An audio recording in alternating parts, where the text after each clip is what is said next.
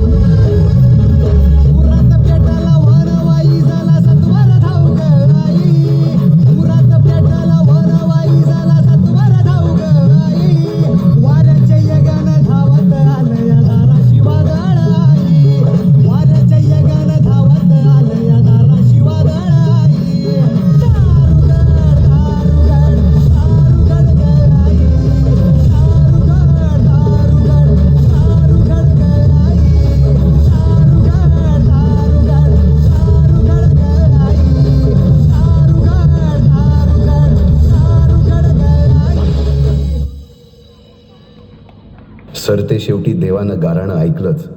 शालिवन शके 1551 शुक्ल नाम संवत्सर, उत्तरायण शिशिर ऋतू, फाल्गुन वद्य तृतीयेला सायंकाळी शुभ लग्न उदित असता कलियुगातील नरसिंहाचा, ग्रहमंडलातील सूर्याचा, नक्षत्रातील ध्रुवाचा, या सम छत्रपती शिवरायांचा शिवनेरीवर जन्म झाला.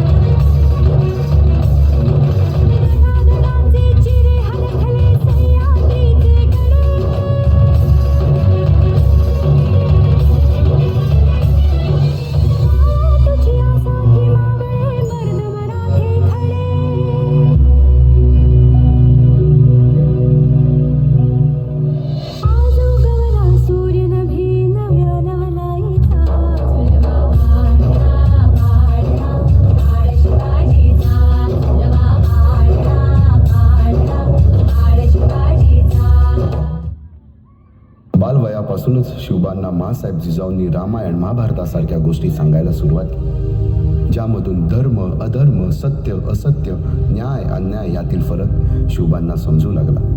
तसेच शस्त्रास्त्र व शास्त्र या शिक्षणासाठी शहाजी राजांनी अनेक कर्तबगार माणसे नेमली, जसे की दादोजी कोंडदेव, बाळकृष्ण पंत, रघुनाथ पंत, शामराज पंत अशा अनेक कर्तबगार माणसांच्या नेतृत्वाखाली महाराज बालवयापासूनच घडू लागले.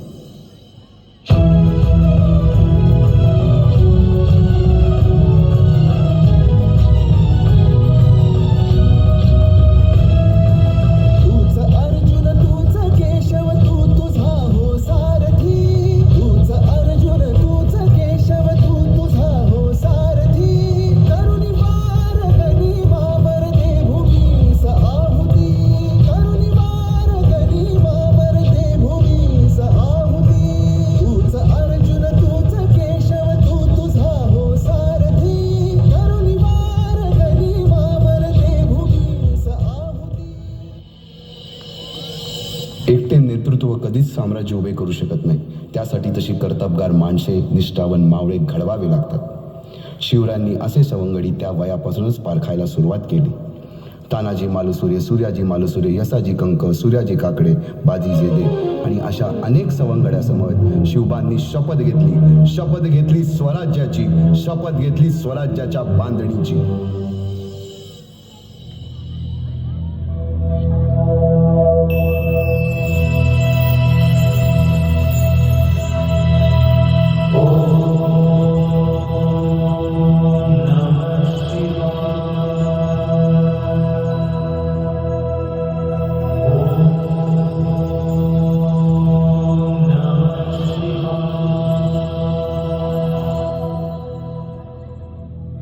आम्ही मराठे यवनांची पीडा नष्ट करण्यासाठी हिंदवी स्वराज्य स्थापन करीत आहोत.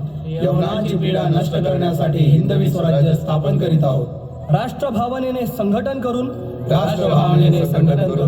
देशावरील परकीयांचे आक्रमण नष्ट करीत आहोत. देशावरील परकीयांचे आक्रमण नष्ट करीत आहोत.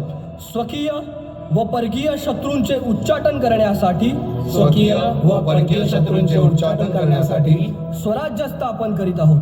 स्वराज्य स्थापन करीत आहोत. यात तू आम्हास यश द्यावे. यात तू आम्हास यश द्यावे. हे राज्य व्हावे, हे राज्य व्हावे, ही तर श्रींची इच्छा. ही तर श्रींची इच्छा.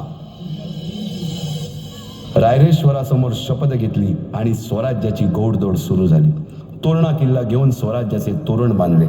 पुढे मुरुंब देवाचा डोंगर, कुवारी गड, सुभान मंगल, कोंढाणा, शिरवळचा किल्ला, पुरंदर आणि 12 मावळ स्वतंत्र झाला. पुढे राजांनी पराक्रमाने जावळी देखील घेतली. परंतु त्यानंतर स्वराज्यावर ओढवले भले मोठे संकट. ते संकट म्हणजे अफजल खान.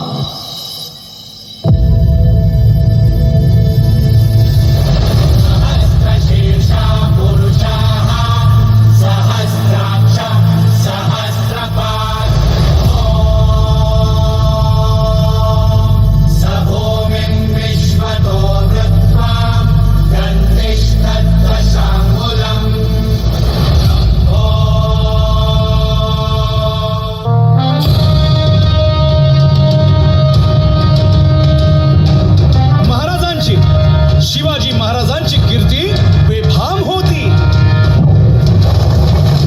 महाराजांची कीर्ती बेफाम, भाल्या भाल्यांना फुटला घाम. याला कोण घालील यस्सेने, दरबारी पुस्ती बेगम. बडी बेगम म्हणजे अली आदिल शहाची आई बर का. नजर येत तिच्या अंगार, दरबार झाला गपगार. कुणी घेईना पुढाकार, साऱ्यांनीच मानली हार. इतक्यात अचानक एक सरदार उठला, बोलला, हम लाएंगे शिवाजी को. आणि त्यानं विडा उचलला. नाव त्याचं अफजल खान. या नाव त्याचं अफजल खान. जिता जागता जणू सहिताने. कान बोलला छाती ठोकून, शिवबाला टाकतो चिरडून.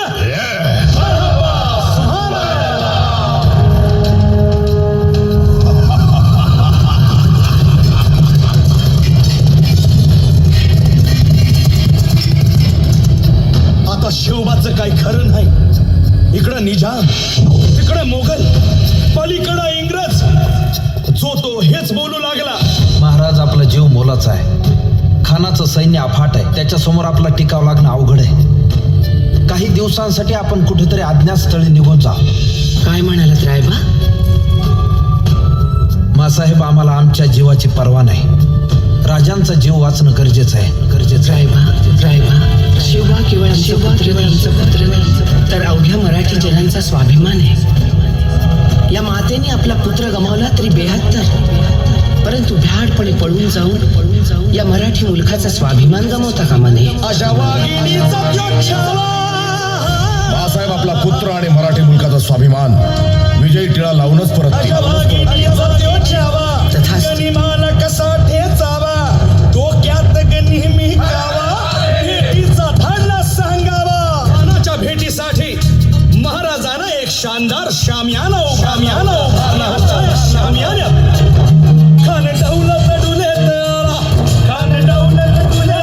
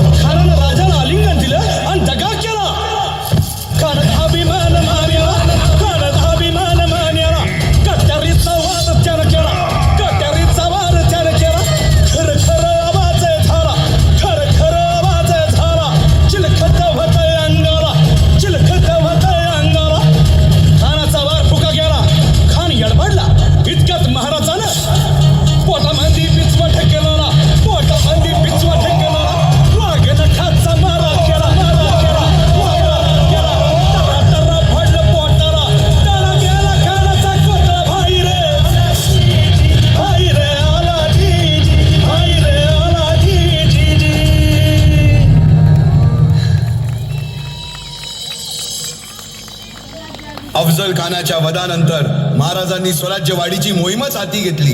पाहता पाहता पन्हाळ्यापर्यंतचा प्रदेश जिंकून घेतला. कोकणही ताब्यात घेतले. सर्वत्र फक्त विजयच विजय दिसू लागला. हिंदवी स्वराज्य वाढू लागले. अशा या वाढत्या हिंदवी स्वराज्यावरती संकटे येतच होती. पुढे स्वराज्यावर संकट आले ते म्हणजे सिद्धीचे, सिद्धी जोहरचे. सिद्धीने सुमारे 4 महिन्यापेक्षा जास्त पन्हाळ्याला वेढा घातला. या वेड्यातून महाराजांना सुटकेसाठी बाजीप्रभू देशपांडे, शिवा काशीद व अनेक बांधलांनी पराक्रमाची शिकस्त केली. समोर मृत्यू दिसून सुद्धा शिवा काशीद प्रति शिवराय बनून सिद्धीच्या शामियानात जातात. काय म्हणावे त्या धैर्याला. पावनखिंडीत 3000 गनिमांशी अवघ्या 300 मावळ्यांना घेऊन घोडखिंड अडून धरली आणि बाजीप्रभूंनी राजांना पुढे जाण्यास सांगितले. काय म्हणावे त्या शौर्याला. राजे लाख मेले तरी चालतील, परंतु लाखांचा पोशिंदा हा जगलाच पाहिजे. जा राजे जा, फक्त एक करा. विशालगडावर पोहोचल्यावर तोफेचे 5 बार द्या. तोपर्यंत हा बाजी या खिंडीतच गनिम रोखून ठेवतो. पुरंदराच्या तहावेळी मुरारबाजींना माझ्या सैन्यात आलमगीर बादशाहकडून मनसब देतो असे आमिष दाखवणाऱ्या त्या दिलेर खानासमोर मुरारबाजी स्वराज्याच्या पायी वाहिलेल्या निष्ठेला आठवून तांडव करतात. काय म्हणावे त्या स्वामी निष्ठेला. पुढे राजांना आग्र्याला जावे लागले. तेथील औरंग्याच्या मगरमिठीतून निष्ठून आल्यावर तहात दिलेल्या किल्ल्यापैकी जेव्हा कोंडाणा घेण्याची वेळ आली तेव्हा स्वतःच्या मुलाचे लग्न बाजूला ठेवून सुभेदार तानाजी मालुसरे पुढे आले. काय म्हणावे त्या त्यागाला. ही मोहीम मॅच फत्ते करणार राजे.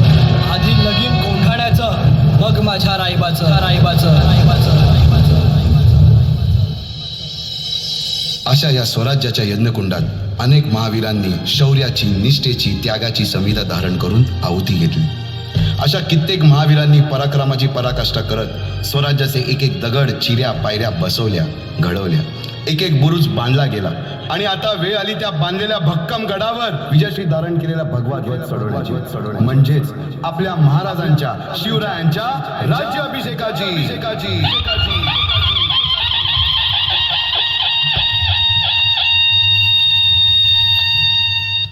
350 वर्षाच्या काळरात्रीनंतर अरुणोदय झाला. भगवंतांनी दिलेला शब्द खरा झाला. हिंदवी स्वराज्य स्थापन करणारा, यवनांची पीडा नष्ट करणारा जाणता राजा राज्याभिषेकासाठी सज्ज झाला.